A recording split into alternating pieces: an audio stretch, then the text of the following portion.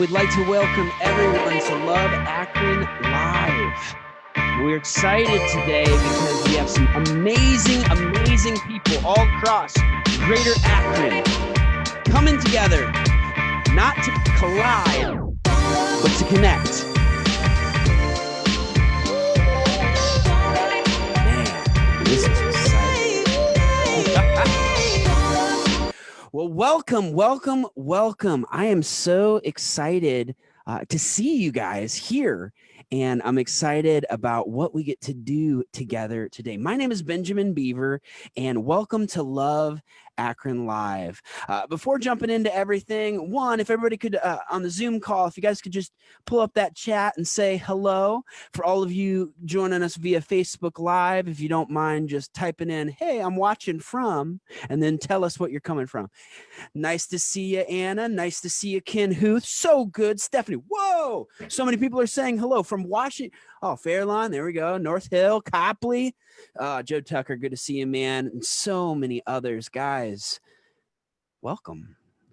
Now, a couple things now that you found that chat and that commenting place there on Facebook as well. That is actually the best way to ask questions. We got Joe Caruso hanging out at Grace Church offices in Montrose. Yeah, gather all those people together. That's good. Jeff, Copley, wow, Stowe, all over the place. I love it. Summit County Juvenile Court. Interesting. I really hope you're there for a good reason. But this is actually how to ask questions of our panelists. And we have amazing panelists here today. And so if you're on Facebook, you can actually just comment your question in. I'll be the one kind of capturing those and putting that in front of the amazing panelists that we have today. But before we bring on all of our panelists, I want to bring on a dear friend of mine, my coach, the good looking, as soon as we can see you. There he is, ladies and gentlemen, looking great, man. Let's bring you up there. Oh man, look at that shirt. So before you say anything else, ladies and gentlemen, I want to introduce you to Coach Kemp Boyd. Woo! How you doing, everybody? Thanks for being with us today. Man, we are so excited about the platform that we begin and get allowed to offer today. So we're just excited about it. For most of those out there that are always on with us on Wednesday for Love Akron Live, this is a different Love Akron Live, which we're really, really excited to kind of jump off and be a part of today. It's going to be an awesome time. We're going to have a good time, and know that, excuse me, if you are on this with us, just, man, welcome. Thank you for joining us for Connection versus Collision, the black-white conversation. You are all that are on this call. You are change makers. You are catalytic vessels that want to see Greater Akron and our world thrive in a really great way.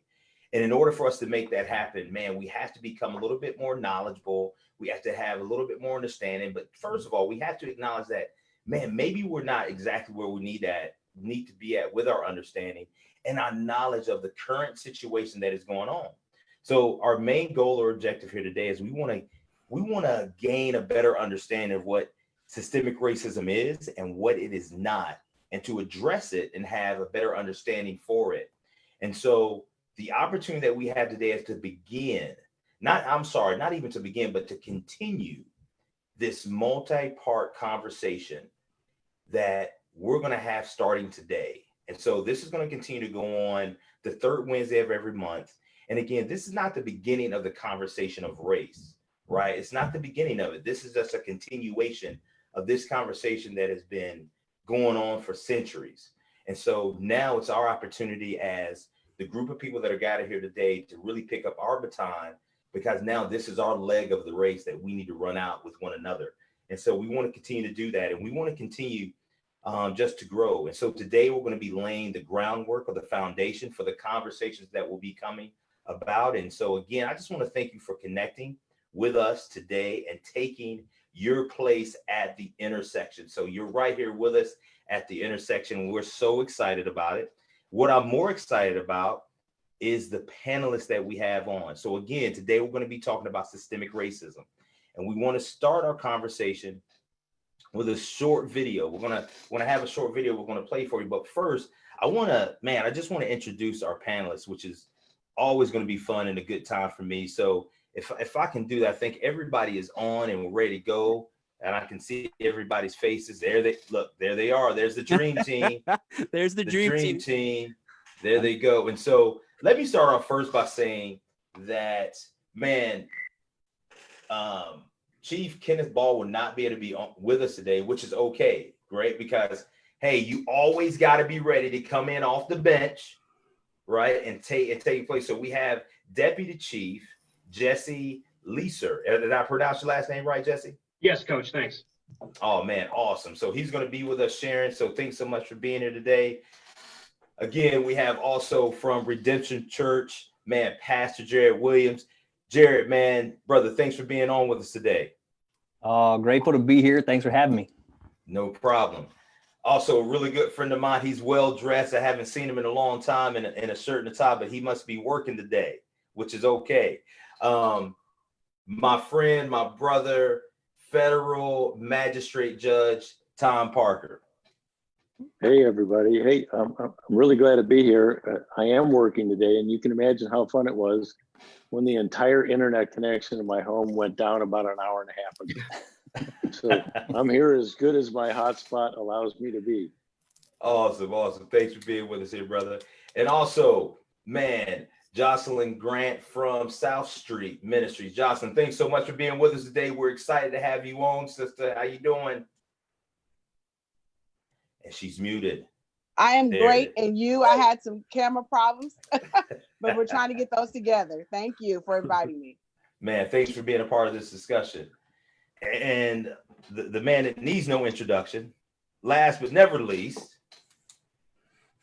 my bishop, the Bishop of Greater Akron, my man, Bishop Joey Johnson. Bishop, thank you so much for being with us. My pleasure. Awesome. So we're going to start. I said we're going to start today with a video. Before we get to the video, I just want to ask a question. And feel free to answer it. But I just want to know from our panelists really quick, when you were asked to be a part of this panel, what was your first thought and impression? Try not to get in any trouble.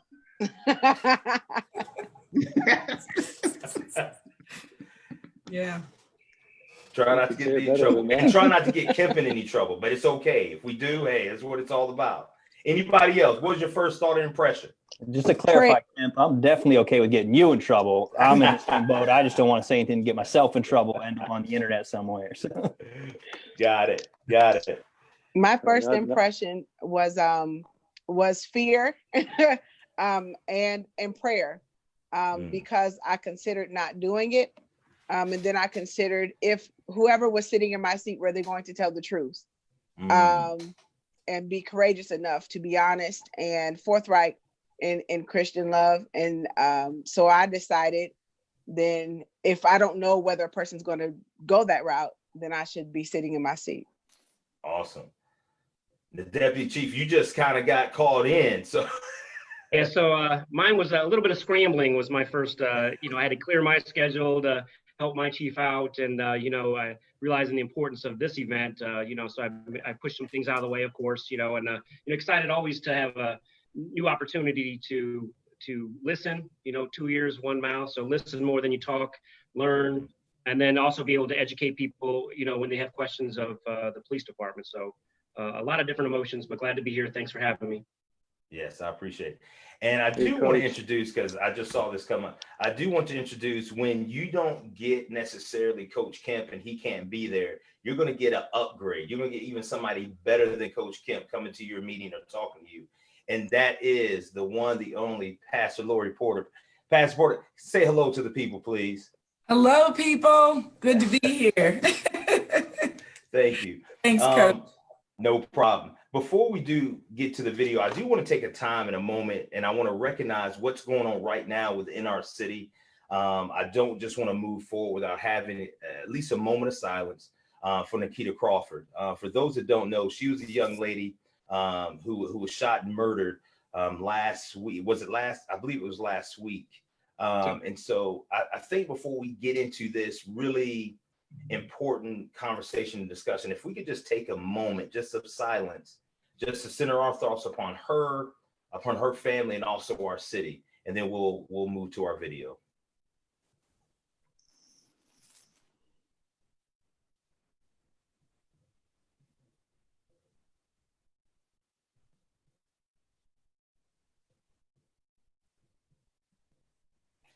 Thank you everyone for participating in that. I think that's important, never for us to move on and skim over things, but to really acknowledge it and to talk about it. And that's what's going to be some of our discussion is going to be about today. How are we going to acknowledge kind of where we are and where we're at? But before we get into that, this video is going to help us to kick us off.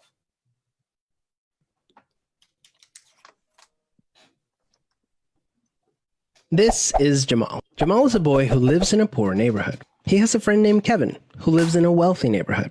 All of Jamal's neighbors are African American, and all of Kevin's neighbors are white. Because Jamal's school district is mostly funded by property taxes, his school is not very well funded. His classrooms are overcrowded, his teachers are underpaid, and he doesn't have access to high-quality tutors or extracurricular activities. Kevin's school district is also funded by property taxes, so his school is very well funded. His classrooms are never crowded, his teachers are very well paid, and he has access to high-quality tutors and lots of extracurricular activities. Kevin and Jamal live only a few streets away from each other. So how come they're growing up in such different worlds with such different opportunities for success? The answer has to do with America's history of systemic racism. To understand it better, let's look at what life was like for Kevin and Jamal's grandparents. Decades after the Civil War, many government agencies started to draw maps dividing cities into sections that were either desirable or undesirable for investment. This practice was called redlining, and it usually blocked off entire black neighborhoods from access to private and public investment. Banks and insurance companies used these maps for decades to deny black people loans and other services based purely on race. Historically speaking, owning a home and getting a college education is the easiest way for an American family to build wealth. But when Jamal's grandparents wanted to buy a house, the banks refused because they lived in a neighborhood that was redlined. So Jamal's grandparents were not able to buy a home, and because colleges could prevent them from attending through legal segregation, their options for higher education were really scarce. Kevin's grandparents, on the other hand, got a low-interest loan to buy their first house and got accepted into a handful of top universities, which traditionally only accepted white students. This opened up a wealth of opportunities that they were able to pass on to their kids and grandkids. Even as late as the 1980s, an investigation into the Atlanta real estate market showed that banks were more willing to lend to low-income white families than to middle or upper-income African-American families. As a result, today, for every $100 of wealth held by a white family, black families have $5.04. A 2017 study confirms that redlining is still affecting home values in major cities like Chicago today. This explains how Kevin and Jamal inherited vastly different circumstances. Unfortunately, the story doesn't end there. A big part of systemic racism is implicit bias. These are prejudices in society that people are not aware that they have. Let's go back to Kevin and Jamal. Against all odds, Jamal manages to be the only student from his high school to get accepted into a great university, the same one that Kevin and his high school friends are attending. But after Kevin and Jamal both graduate, Jamal notices that his resume isn't drawing as much interest as Kevin's, even though they graduated from the same program with the exact same GPA. Unfortunately for Jamal, studies show that resumes with white-sounding names get twice as many callbacks as identical resumes with black-sounding names. Implicit bias is one of the reasons why the black unemployment rate is twice the rate of white unemployment, even among college graduates today. You can see evidence of systemic racism in every area of life. The disparities in family wealth, incarceration rates, political representation, and education are all examples of systemic racism. Unfortunately, the biggest challenge with systemic racism is that there's no single person or entity responsible for it, which makes it very hard to solve.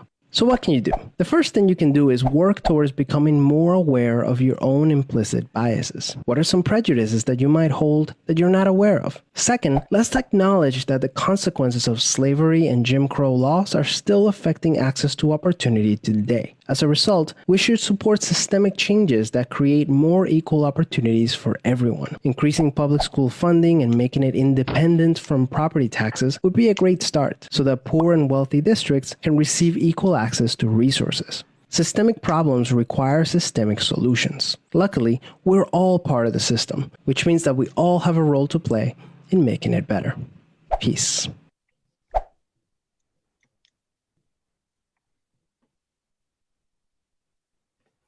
All right, we're out of the gate.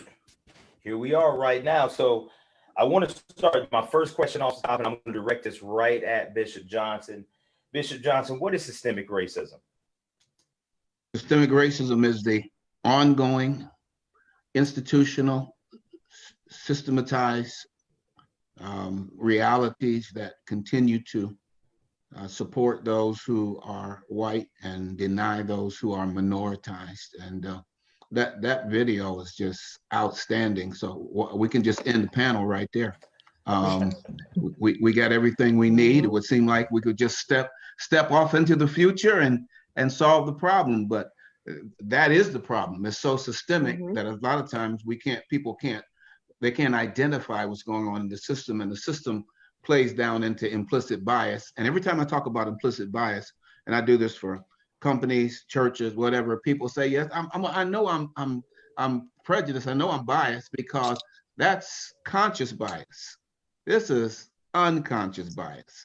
And so we're not conscious of a lot of those things that take place. Awesome. And here's the thing, I'm sometimes I'm going to call somebody to get us going, but feel free to jump in. And we're still on that same, and before we saw the video, before we, heard this from Bishop Johnson, who knew about systemic racism? Was that a real word? Is that a word that we've heard of? I see my hand, I see Judge Parker. So we've all heard of it. So tell me this, Jarrod, when you heard that word systemic racism, what did it mean to you? Well, some of it is a growth process, you know. So when I first heard it, I had no idea. And I think it is, so when we think racism, at least where I started, it was just individual. I don't like you because of your race. But some of it is just growing and understanding, of understanding, okay, there's more to it. Bishop Johnson, I'd love to hear your thought. I was listening to Pastor Chris Brooks this morning of saying it doesn't necessarily have to imply evil intent either. And so some of that, and I think it's almost frees up to talk about it because everybody's so afraid to be racist. I'm not a racist, but sometimes it's not even evil intent, but it is unnecessarily biased against a person without that intent, but it still creates an unfair advantage in the system, in the institution, beyond just individual. Well, you asked me a question. I'm glad to jump in. Yeah, I don't think that what's impacting America is not white supremacists. That's not the biggest problem. People who are, outwardly racist. What it is that good people who don't know that they have these prejudices are having impact that goes beyond what's taking place, and they don't know it. Let me give you an example I always give to married folks. I said, I'm cleaning the gun. Gun accidentally goes off and shoots you. There's no intent, but guess what? That bullet does the same damage whether you intend it or not. Well, this systemic racism is a gun that is constantly pointed at minorities, and particularly African American. There may be no intent, but there's still impact. And so, yeah, I like to free folks. Stop worrying about whether you didn't create it. You didn't. The question is, are you willing to do something about it for the minorities that are impacted? And so this is a good segue. This is why we're doing this today. And this is why we're taking a simple word. Jocelyn, did you have something, sister, that I stopped you from saying? Go ahead. No, I was smiling. I agree with Bishop Joey in that it really isn't a question of whether you instituted it or who. That's not the question. We know that it exists. I think that also sometimes people become apathetic because it's not something that they caused. They feel like it's something they don't have to deal with because it's not something that they live with individually, or it's not something that's a part of their family, that is something that they're not responsible for. And I think that if you are a person who benefits from systemic racism, and now you can't say you don't know because you've heard it now, then you have to make a specific effort to do what it takes to dismantle something that makes it difficult for other people to live as your neighbors and as fellow citizens. If you don't, then you are making a decision to continue this practice for whatever reason. And that's something that will have its own results. I appreciate that. Here's the beauty of this, and anybody's going to say something, let's just jump in, let's start talking. One of the biggest reasons why we wanted to do this, and this is just wisdom that I received, is before we can really start having the conversation about race and talking about race, and because I've received a lot of calls the past couple of weeks about, hey, Kim, what do? I don't understand this. The first thing we have to do is we have to get on the same page as far as terms and what terms mean and what this means. And I can remember Bishop told me this a little while ago about, hey, man, this is not about a racist. This is not a singular act. Because a lot of times when we just identify people maybe as a racist, or, you know, a white brother or sister says when all this happens, the first thing they might come and tell me is that, hey, Kip, I'm not a racist. Okay, right? But there's been a system created that has enabled, if you will, a certain amount of behavior. But two, let's not allow the system, if you will, to scapegoat an individual. Because again, it's not an individual thing, it's more of a system. So Judge Parker, I want to go to you, because here's the beauty of this. We have someone, you know, we have people from all sectors here. We have the faith community, we have nonprofit, we have profit, man, we have, our government, in both of these sets. So when we talk about systemic racism, Judge Parker, how are you seeing that as being one that sits on the bench? Well, I can't divorce myself from life itself. As I go through society, it does not take a great scientist to drive around the community and see the effects of the redlining that was described in that video we watched. So you don't have to be a judge to see that. So we see the long-term pervasive effects of hundreds of years of a system being operated that has treated people differently and has primarily been for the benefit of one of those groups of people. So on the bench, you know, I'm responsible to not create the laws of the United States. I'm responsible to apply and make sure that those laws are fairly enforced.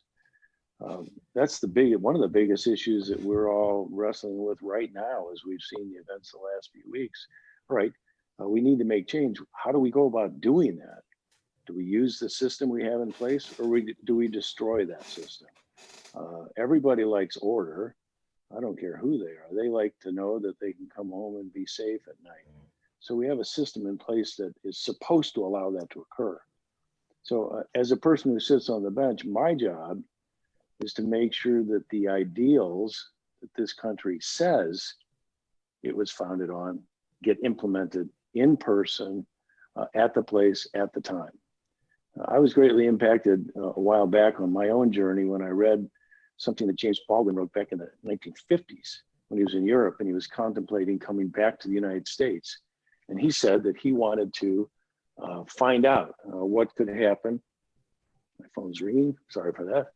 He wanted to find out what would happen in the United States. But he said the first thing he had to come to grips with was the myth of America. Now that sounds like a harsh thing to say, but from my perspective, we've got a set of constitutional ideals that say that we regard everyone as equal. And we know that over the history of our country, those ideals have not been met. So my job as an individual judge is to make sure that I don't have a myth of America in my courtroom. My job is to make sure that the ideals on which this country says it was founded get implemented by this one individual at that one time in that one case. So I try to fight against the effects of it every single day. So when the government asks for somebody to be held in jail while their case is pending trial, I have to decide, should the person be released on bond or not? That's an important decision people are presumed innocent. So I've got to apply the standards in a way that is consistent with the ideals of America and not some practice that's been implemented over hundreds of years. Long answer, sorry. So, man, you got me with this myth of America. What do you mean? Like America is the land of the free and the home of the brave, right? I mean, that's what I know about America. At least that's what I read in my history book when I was going through, elementary school, middle school, and high school. Like you're saying, and what I'm hearing is, somebody correct me if I'm wrong, because maybe these earbuds are not coming through, but so that's a myth, right? That's a myth that I thought this was the land of the free and the home of the brave, right? Brother Kemp, So, yes.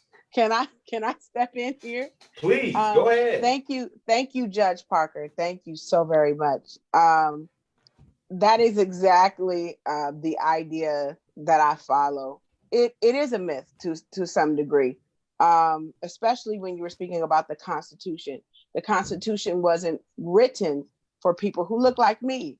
And so because I understand that, of course, that we have amendments that allow certain things for people who do look like me. But I do understand that the Constitution wasn't written for someone who looks like me. So for groups, people of African descent, I don't like to say slaves because I have my own ideologies about that. But people of African descent, it wasn't written for us. And because we understand that, or some of us understand that, there's going to be things, that's where systemic racism comes in place. Okay, that's where it begins, from the beginning. And if we talk about the history of this country, we have to understand that my ancestors came here as in chattel slavery. Okay, and so there was an idea that we weren't completely human. All right. So those ideals weren't meant to impact lives like mine. And because I start with that understanding, I understand that there is a myth. There's a few different stories happening when we're talking about how the country was formed, how it was built. And now we're living in the residual of what those laws are put in place. So there's some people who do not feel free in the land of the free, have to be brave in the land of the brave. And so it is a different experience for someone who lives in my skin. So a lot of the things, there's a tension there that we have to dismantle the myth that this is a free country. We say that all the time. I've been thinking about that for the last several weeks. We say that all the time in America. This is a free country. It isn't for a lot of people. And it's not free in specific ways when we're talking about systemic racism, when we're talking about redlining, when we're talking about people, even a bank loan for anything, not just a home, when we're talking about employment, when we're talking about assistance, it's literally not education. It's not a free country for everyone. And there are things that people who look like me, we have to do in order to be able to have things that other people kind of just get. Because the promise was for them. It wasn't for me. We have to work a lot harder to get to things that are a little more, I'm sorry, my camera, someone sent me a message, sorry, that are a little more easy and accessible for other groups.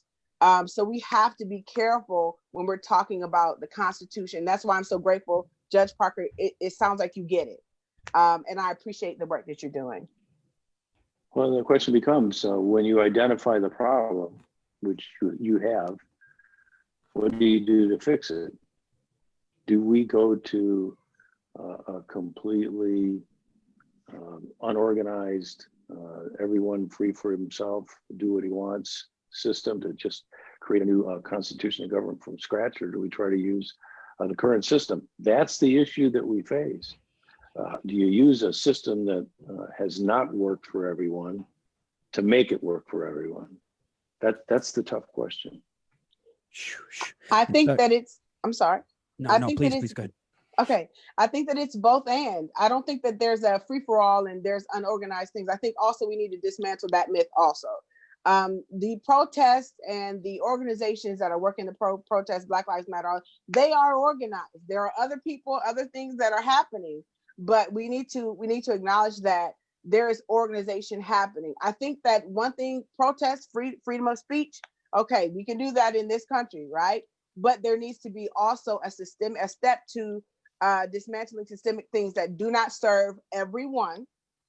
And then if we need to change some laws, if we need to do those things, but everyone has to agree that this is what we're going to do. And so that the future, our children, our children's children will not have to live in an America that I have grown up and lived in. Okay. So if we're not going to agree, then that's a whole other conversation. But we do have to agree that it's both and. We need to hear the voices of people who look like me and those people who are our allies. But we also need to take systemic action. That's voting, that's lawmakers, that's all of that. And we have to do both and. Okay. Ben, you had something. One, thank you guys so much. This is exactly what we're wanting to do. We have a couple questions in from Facebook. I'll kind of be representing Facebook side, and then the beautiful Reverend Miss Lori will be the Zoom call. So just to, I love this is for Jesse Lesser. Am I saying it right? Leeser. Leeser, I apologize, sir. Abby, actually from Facebook, asked for the police, what are the requirements? Because I know this is going to veer just a touch for a second, but I didn't want to bring it around with Coach. What are their requirements to become a police officer? And what do you suggest for police reform?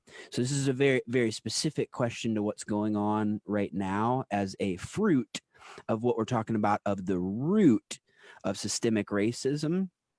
But wanted to give you a second to answer that, and then Coach, take it from there.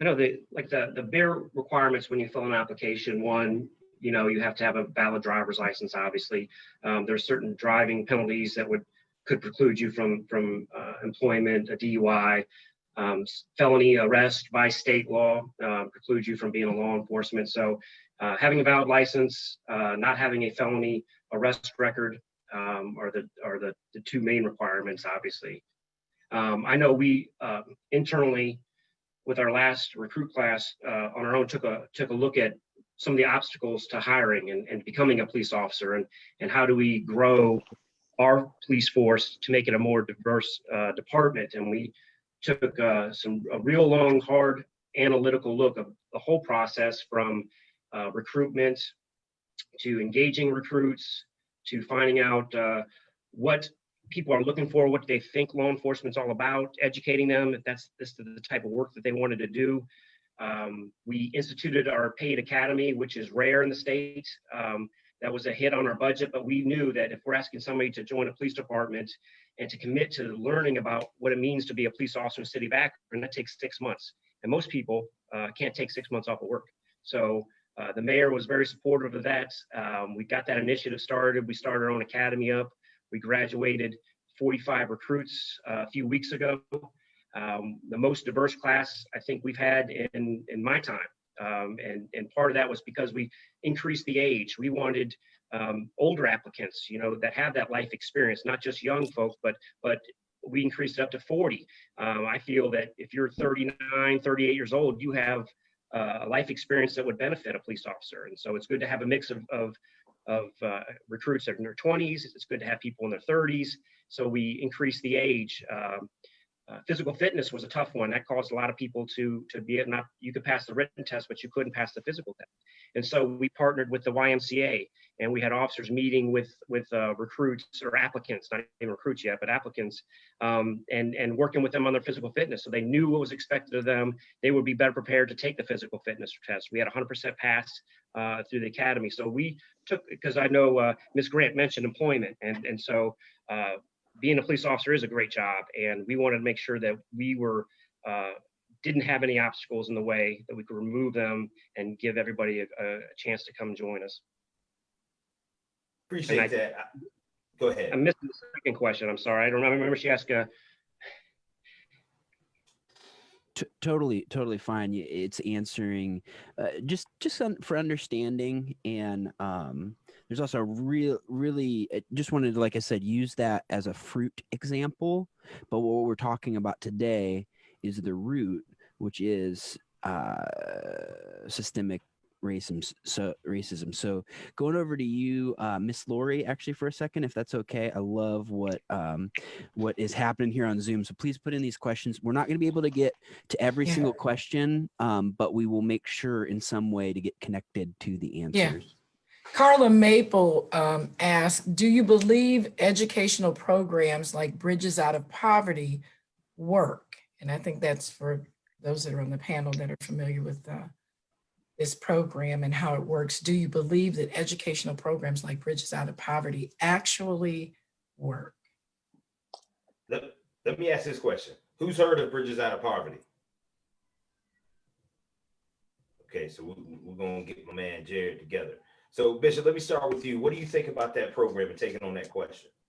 I think it's a wonderful program. I think it's a piece of everything that needs to be done. This is a multi-dimensional problem. It's going to take a multi-dimensional attack. But yeah, that's a place where people at least start to become educated, are exposed to different, some of the cultural issues that are there, and have the opportunity to learn and to move forward. I wanted to say something about the other conversation. Cornel West said that America has historic amnesia. We can't remember what we did to American Indians, African Americans, Japanese during World War II, Chinese. We don't remember that history. And so therefore it becomes very difficult to have these discussions, because we're talking about things that people don't want to talk about or to say. Once we get that out of the way, we can stop worried about who's to blame and start to work on what are the answers? How can we move forward? Let me ask a question over here. Can I inject one thing there? Yeah, please go ahead. Bishop talks about historic amnesia.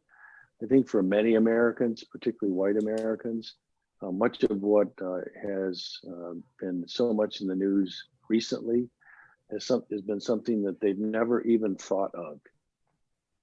They weren't taught in schools, because these basic building blocks of the not very attractive history of America is not really taught.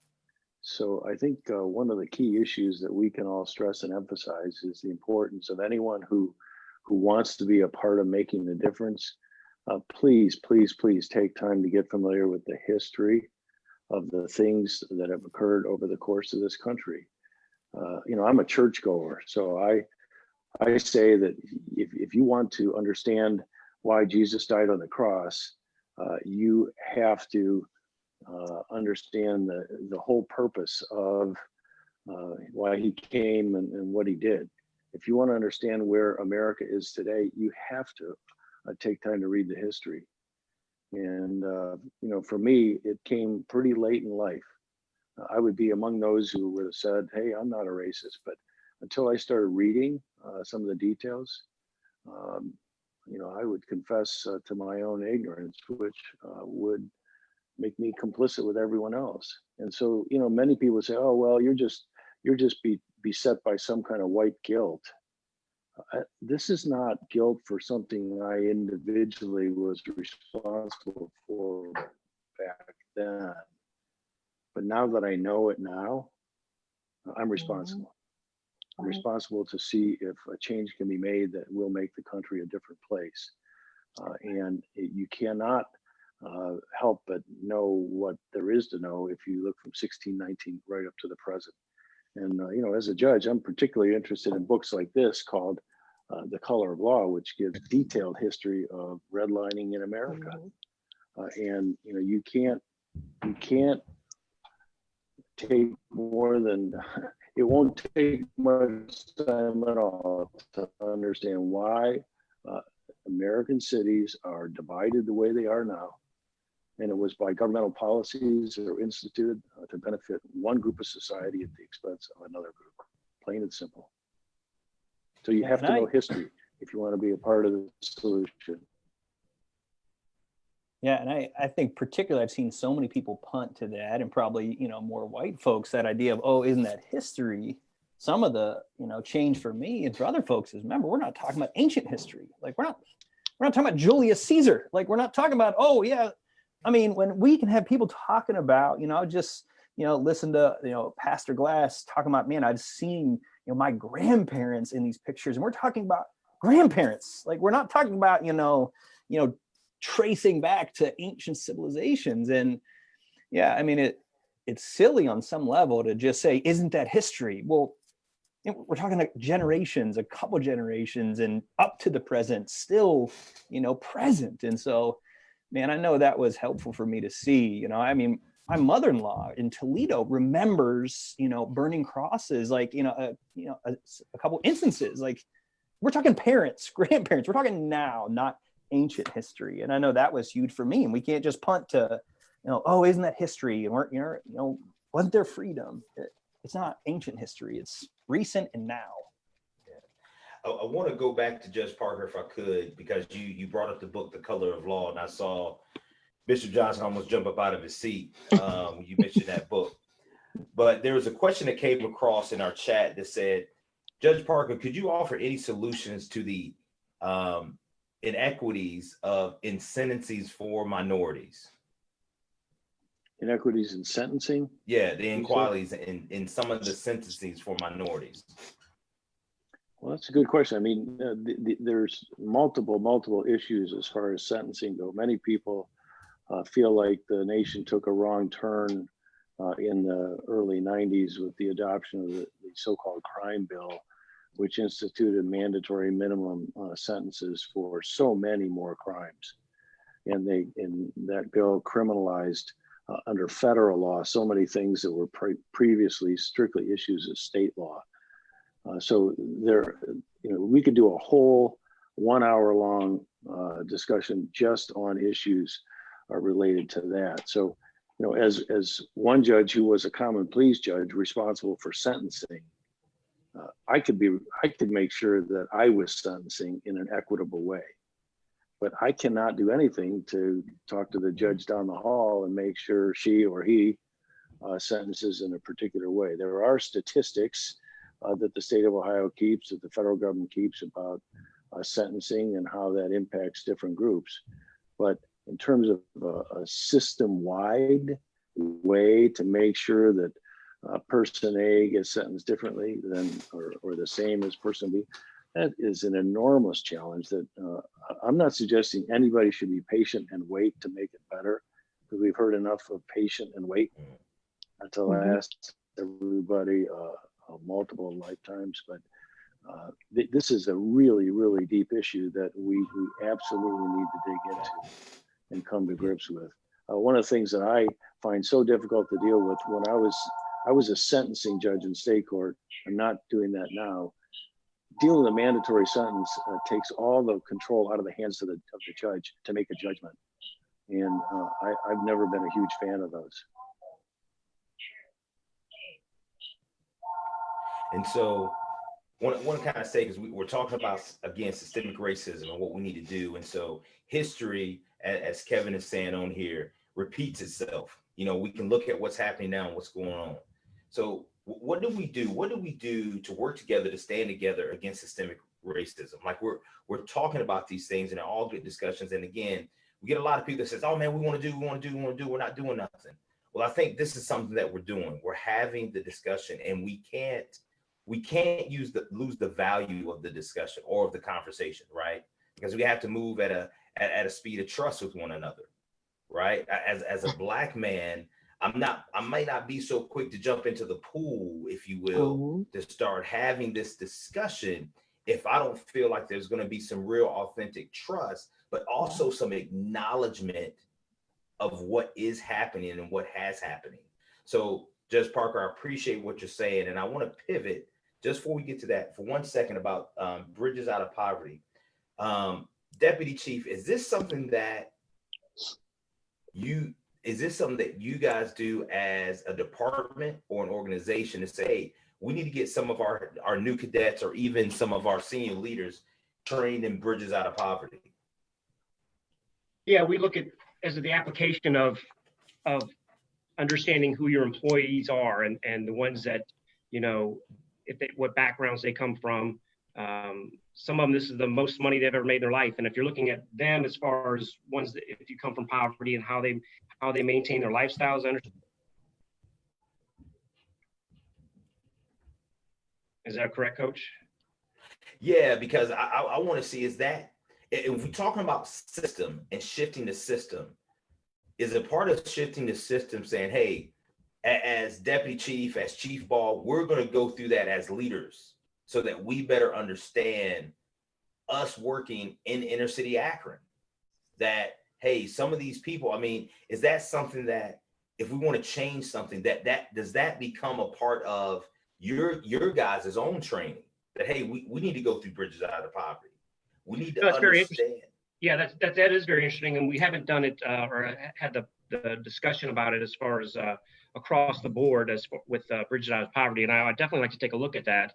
But I know, and I've seen some of the questions pop up, and we do teach classes, and we do instruct all our officers on topics that from procedural justice, bias-free policing, cultural sensitivity, de-escalation. And not only do we just have classes on those subjects, but we interweave those topics into all of our training. And so it's not just, okay, you're going to take a class on ethics and that's all we're ever going to talk about ethics. No, we want to feed that and cross-train everybody in those topics. And it's extremely important. We've taken a big push to be progressive on that for a dozen years at least on those topics. So, but as far as the one on bridges out of poverty, I'll definitely take a look at that, and we'll have that discussion further. Okay, we have probably another 7 minutes, so I want to get to this question here that's asking. I think this is a good question. What would you tell the average citizen who wouldn't say they are personally racist, but, and it just skipped. Want to make an impact in ending systemic racism? So what would you tell them there? Well, let me jump in. I think that first of all, I don't use the term racism for individuals.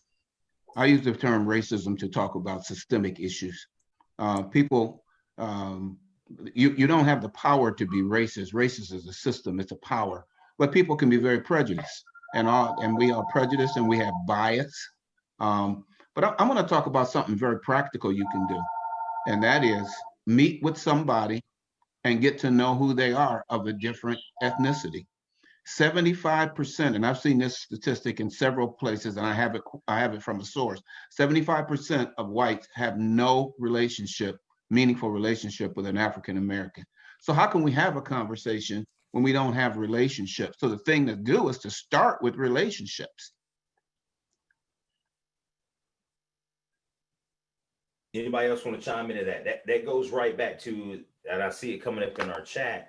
It's going to start by that, and we talked about this. We can't continue just to collide with one another, but how do we legitimately begin to intersect with one another into one another's lives? Because by doing that, that's what's going to help us to recognize and realize and to acknowledge what's happening and going on. But now we can begin to grow from that, and this is what, connection versus collision is all about. How can we connect to continue these very intentional moments of discussion and conversation? Jarrod, this happened with me and you the other. Oh, I'm sorry. Go ahead. I'm sorry. I No, just wanted right. to chime in. I think that it's important to have personal relationships, but I think as much as it is important for white and African American people to have conversation, it is as important for those white citizens who understand what we're discussing today to have those conversations with their friends and family members who do not understand what systemic racism is, who do not understand individual prejudices or implicit bias.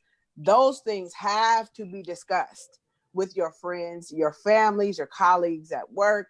And some people are not going to listen. Some people may disown you, but, and that's a painful thing. And I understand the difficulty in that. However, it has to happen in order for change to happen. It can't just be myself and a white individual having a conversation. You have to have conversations. Our white brothers and sisters have to have conversations with their relatives, their colleagues, their friends, and begin to spread the truth as opposed to the myth of America. Okay. And if that doesn't happen, we're not going to get anywhere, because, and this is something I wanted to say, and then I'll let you move forward. For me, as you send us the questions, you're asking us what systemic racism was. For me, I also have to deal with intersectionality, because I'm not only Black, I'm a woman. And if there's no other person who is white who co-signs what I say, it very often what I say will get lost. Okay. Sister, you Black and you white, that just means you got a double anointing. That's all. You got a double portion of anointing. But but that's what I'm saying, as a woman, and also as a Black person, that intersectionality, I know that I can talk till I'm blue in the face. If a white person, or even if it's a Black man, people are more apt to listen to a man, than they are to listen to me, just because I'm Black and then I'm also a woman.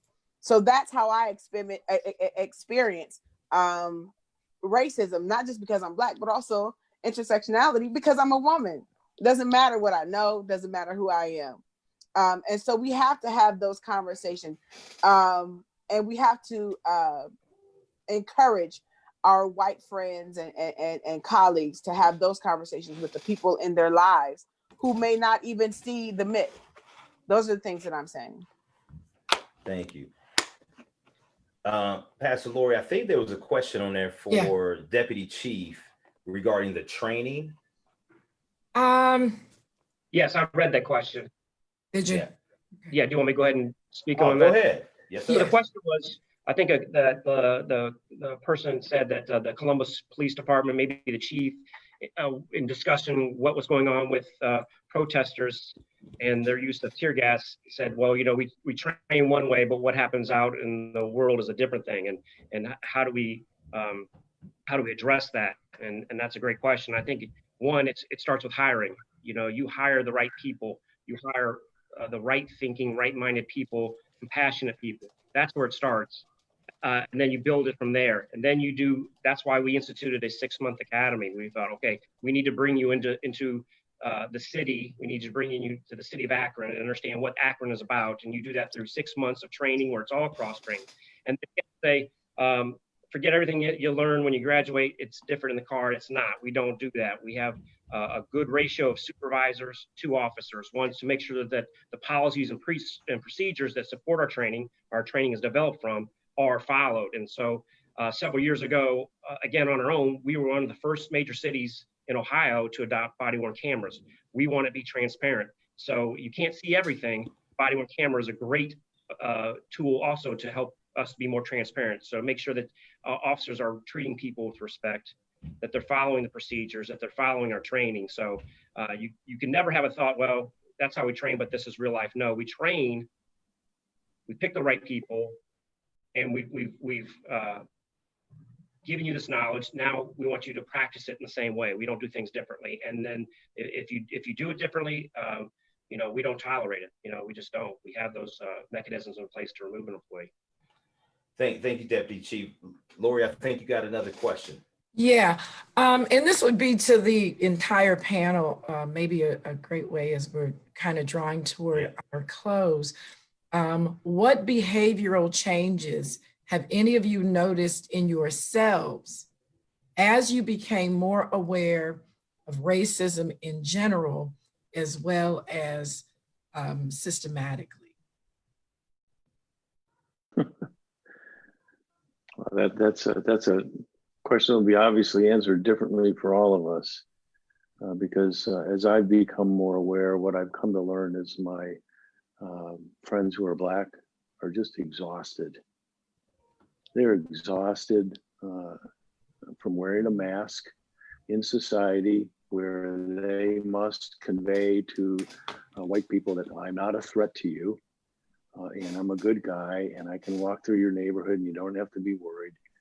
They're just exhausted because most people like me have no idea what it's like to live for them. So the thing I've become most aware of is just a real sensitivity about how tired some of our citizens are from having to deal with this issue in hiding, I guess you could say, for their entire lives. And it seems like right now we're in a moment, finally, where it's coming out of hiding, and I'm all for it. For me, I want to say my parents, and I think I posted this on my Facebook, my parents prepared me for racism and prejudice when I was very, very, very young. I come from, my father is a pastor. I'm also a minister. My mother was a leader in her church for a very long time and also as a musician and a banker. And so they prepared me very, very early. I want to say about 4 or 5, because I understood it before I got to first grade, that I looked different, and that people were going to they were going to look at me a different way just because of the way I look. And they were going to expect something different from me because of the way I looked. And so my mother and my father and my grandmother made me very aware of how I speak, how I physically present myself, what I wear, all of those things. So I learned how to code switch very early. And I learned how to have relationships with people who don't look like me in a specific kind of way. And as Judge Parker explained, to kind of disarm the idea that I'm a threat. And the fact that I have to do that now as an adult woman is tiring. It is exhausting. I am exhausted. I've been doing this now, for 30 years. So it is a weight. And I am excited for the day when that is not a weight that our future generations have to carry.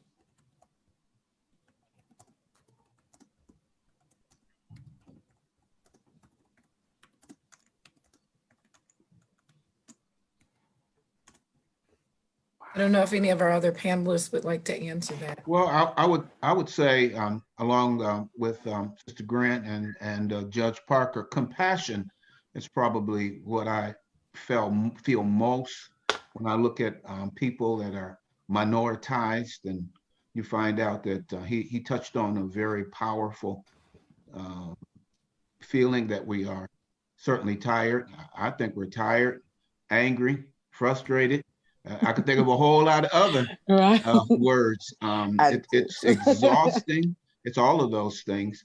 And I want to give those people the compassion that they need to be able to walk through some of those things that they're facing.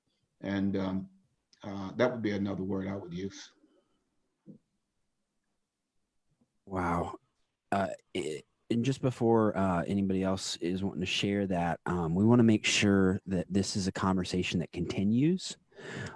We actually have a resource, and it's both on our Zoom chat as well as the Facebook Live. It's a link to resources that can help continue this conversation. And what we constantly joke around the office is that I'm the ignorant white male, and I wear that with pride because I'm learning, or maybe not with pride, with whatever good word you want to put there. But this resource is so helpful. So these are some books, the video that we showed today, and you can find all of this at loveakron.org/the-black-and-white conversation. And we're going to continue having this conversation. This isn't a one and done by any means. So please continue this conversation with those that you love as well, but wanted to put that in there before our timing. Coach Kemp. Yes. Again, to all of our panelists, thank you so much for your openness, your vulnerability, and just your willingness to participate in, what can be a very uncomfortable conversation. So thank you for that. Thank you for your friendships I have and our relationship together. And I also want to talk to you out there, the audience that has kind of, if you will, come on this journey with us today. We all have a role to play in this, and talking and praying is taking action. And I also want to challenge you to take action by going to our website and downloading these resources to continue to be educated and get yourself more knowledgeable and understanding of what's really going on. Share the video we watched and the resources that we have talked about, that we discussed today. Share it with your family, with your friends. Let's continue the conversation. Let's not allow it to stop. Because as we do that, what's going to happen is we're going to start taking ourselves to some places that is causing us to grow. You can't grow being comfortable. It's kind of impossible. We want to evolve. And this was brought up before by Judge Parker, and I'm going to say it too. And I know we talked about systemic racism, and I know we're talking about a system. What I want to encourage, I want to speak from my platform of what I believe. I believe in a God who sent Jesus Christ to save me, period, point blank. And so with that being said, I don't want us to simply wait on another election for things to change. I don't want to wait on that. There's a call to action, I believe, as the body of Christ, as a body of believers, that we need to step into really well. And this is an opportunity for us. I mean, we even term things the black and the white church. And I don't think that was ever God's design. But I think what God needs at this moment, he just needs his church to rise up. He needs his church to stand up and to stand together and to stand with one another. And that's all believers. And that's not excluding anybody who doesn't believe the way I believe. Again, we want to love Akron, and we want to love Akron well. So how can we do that? It's continuing to do this. It's not colliding, but it's coming to this intersection where we have to stop. We have to pause. We have to acknowledge one another and say, hey, I see you.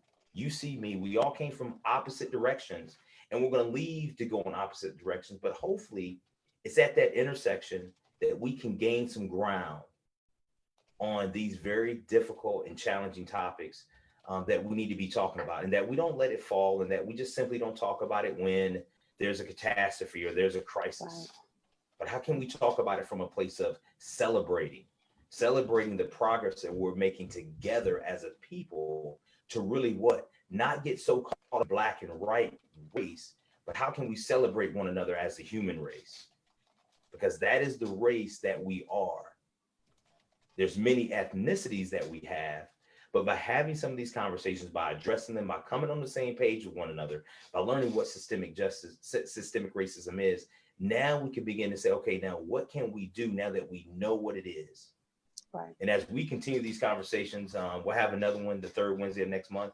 We're going to talk about, if you will, some limbs from systemic justice that talk about implicit bias. And how is that playing a role in how I look at you and how you look at me and how we perceive each other? Mm-hmm. So I just want to encourage you today. I want to encourage Greater Akron today that, listen, we're not going to allow this conversation to stop. We're not going to allow it to drop, but we're going to keep coming back, having the challenging and sometimes even difficult conversation, because it's only in our uncomfortableness can we truly grow into what we have been designed to be. So panelists, thank you so much. Anybody have any parting words they want to say before we get off? And I'm just so grateful for all of you guys and for all of you brothers and sisters and your time that you have given and just really just talking. So thank you guys. Thank you all so much for this. Thank you. Thank you. Thank you for hosting this and having us here. I appreciate it. All right, guys. Well, thank you so much. And thank you for joining us. Please, like we said earlier, please share this video. For those that are on our Zoom call, thank you for being here, for your great questions. Make sure I'm just posting right now in there the link to the resource page. Please continue the conversation. And Coach Kemp has one more thing, of course. I got to say this because I was on a call earlier this morning and I saw it in our chat. And man, we have to understand that grief plays a role in this and where we're at and what we're going through right now. Grief. Yes. And so I want to be mindful. And I know this is something that Bishop Johnson does. I'm not trying to give Bishop more things to do. But Bishop, man, if you could just quickly just talk about how, I know, but I just want you to say just real quick about how grief can play a role in this on all of us, not just blacks and just white, but on all of us. And some resources that you have. Well, grief is certainly a something that we all need to be able to deal with. It is a discipline. It is a reality. We are all hurting. And then particularly in the African-American community right now, we have so many losses to be able to grieve. It's incredible. But we do that every day. We have losses that we need to face. And so there is the Grief Recovery Handbook, 20th anniversary edition. I've written a book called Grief, the Biblical Pathway to God. I've written another book called The God Who Grieves. But if we can begin to have a tool to grieve, to process the pain of the things that we're going through, it will allow us then to be a little bit healthier. We're dealing with grief. We're dealing with post-traumatic stress disorder symptoms. Yes. We got a lot of stuff going on, but we want to see people get resources so they can get help and so that they can move forward in a healthy manner. Thank you for that, Bishop. Hey, thank you, God. Thank everybody. Thank brothers, sisters, men and women. Thank you so much for being on with us. We really appreciate it for allowing us into your space to talk about this topic, and we'll be back with you again. This is only the continuation.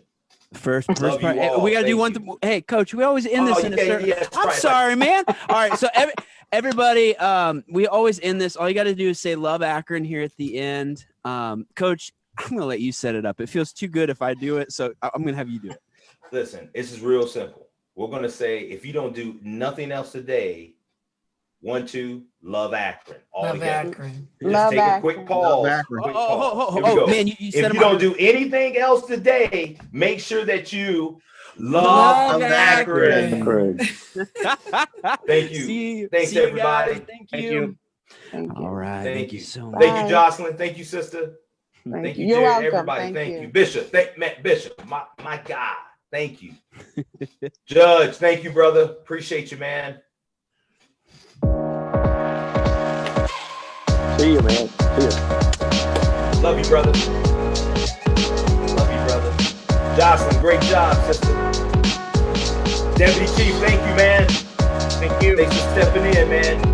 Look forward to seeing you connecting and talking, man. Love to talk about bridges out of poverty with you. Yes, I do want to talk about that more.